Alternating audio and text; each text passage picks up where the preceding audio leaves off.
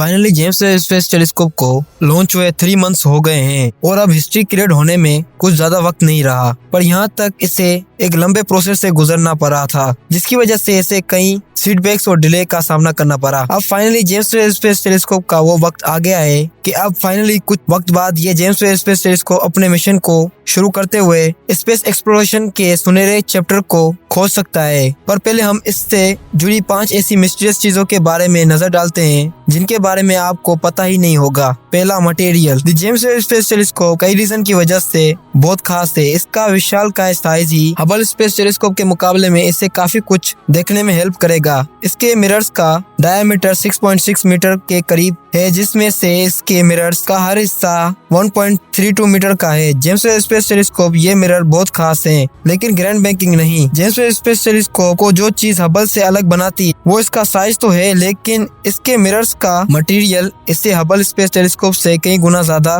खास बना देता है। जेम्स वेब स्पेस टेलीस्कोप के ये मिरर्स बेरिलियम से बने हैं, जहाँ की हबल स्पेस टेलीस्कोप के मिरर्स एल्यूमिनियम से बने थे। बेरिलियम एक लाइट यानी हल्की मेटल है और इसके कई ऐसे फीचर्स हैं जो इसे जेम्स वेब स्पेस टेलीस्कोप के प्राइमरी मिरर के लिए खास बना देते हैं। खास तौर पर यह बेरिलियम अपने वेट के कंपैरिजन में काफी ज्यादा स्ट्रॉन्ग रहता है और ये अपनी शेप को टेम्परेचर के वाइड रेंज में होल्ड कर सकता है। ये बेरिलियम हीट और इलेक्ट्रिसिटी का बेहतरीन कंडक्टर है और ये मैग्नेटिक भी नहीं है। ये इसे 2 चीज हासिल करने में हेल्प करता है। पहला, ये ठंडे रहते हुए हीट को कंडक्ट नहीं करता। जेम्स वेब स्पेस टेलीस्कोप का मेन फोकस इंफ्रारेड है। ये रेड इंफ्रालाइट में होने की वजह से इसके मिरर्स ये इंस्ट्रूमेंट्स द्वारा छोड़ी गई थोड़ी हीट भी इसके फिनिंग के साथ इंफ्रारेड कर सकती हैं। दूसरा, इसके मिरर्स अलग अलग टेम्परेचर पर भी अपनी शेप को मेंटेन कर पाएंगे। आप में से ज्यादातर लोग नहीं जानते कि हबल स्पेस टेलीस्कोप पहले एक फेलियर था, क्योंकि इसके मिरर्स के निर्माण के वक्त थोड़ी सी मिसकैलिब्रेटी की वजह से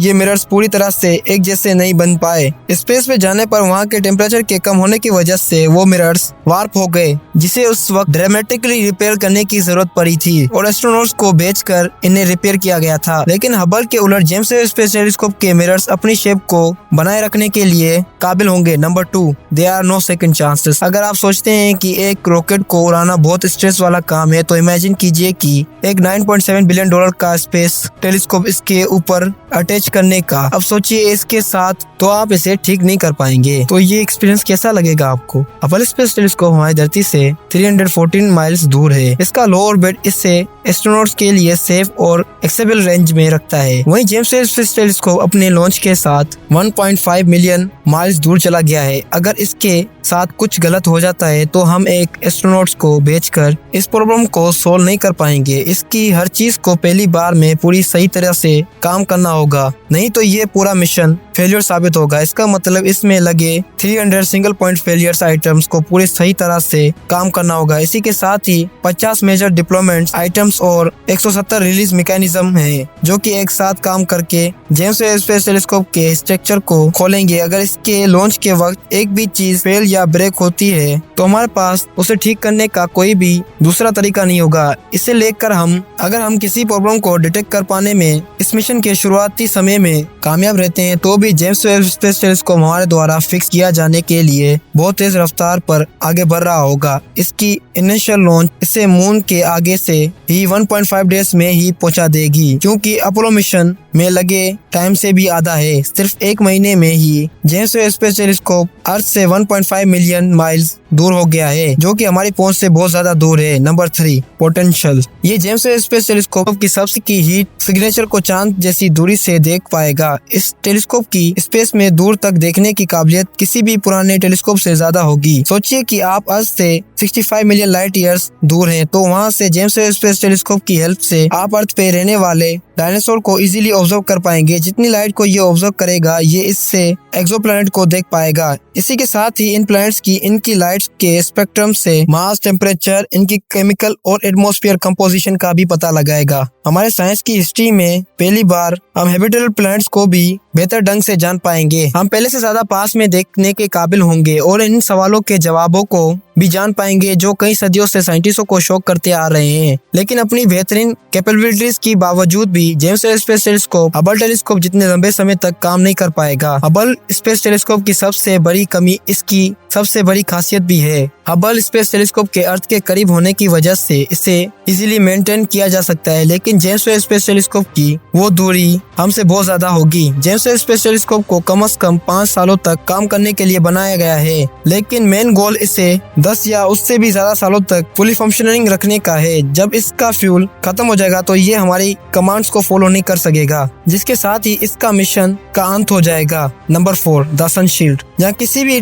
टेलीस्कोप में मेन फोकस इसके मिरर्स की क्वालिटी और लाइट इकट्ठा करने की काबिलियत पर रहता है, लेकिन जेम्स वेब स्पेस टेलीस्कोप की सनशील्ड भी मिशन के लिए इतनी ही जरूरी है। इसका प्राइमरी पर्पस इस टेलीस्कोप को ठंडा रखना है और इस तक अर्थ, सन और चांद से आने वाली किसी तरह की भी रोशनी और हीट से इसे बचाना है। 20 मीटर में फैली पेलामाइड फिल्म से बनी काइट के साइज की सनशील्ड की 5 लेयर्स इस टेलीस्कोप को 50 केल्विन तक ठंडा होने में हेल्प करेंगे, जिसके लिए इस तक पहुंचने वाली हीट को रिफ्लेक्ट कर देंगे। आप सोच सकते हैं सिर्फ 5 लेयर्स ही क्यों, एक मोटी लेयर से भी काम चल सकता था। काइट के साइज की इस सनशील्ड की हर लेयर्स अपने से निचले वाली लेयर से काफी ज्यादा ठंडी है। अगर यहाँ एक शील्ड का इस्तेमाल किया जाता तो हीट इससे निकलकर टेलीस्कोप तक पहुंचने के चांसेस काफी ज्यादा रहते, जिस वजह से नासा ने 5 लेयर्स का इस्तेमाल किया है। Number 5, open to public. अगर आप एक मेजर एस्ट्रोनॉट नहीं है तो आपको ये पता नहीं होगा कि नासा जो कुछ भी डेटा अपने टेलीस्कोप से इकट्ठा करता है उससे पब्लिक भी देख सकती है, क्योंकि नासा एक गवर्नमेंट फंडेड प्रोग्राम है। इस वजह से नासा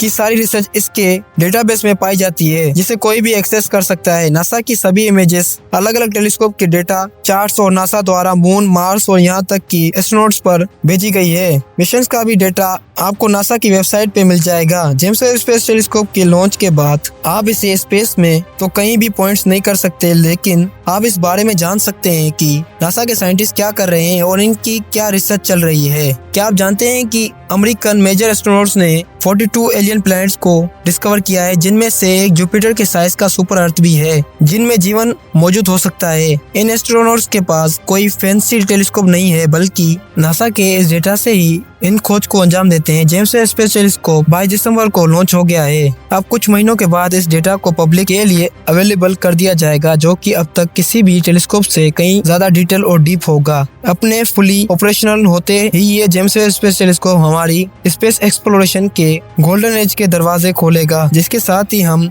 साइंस फिक्शन को साइंस फैक्ट में बदलता देखते जाएंगे। Thanks for watching.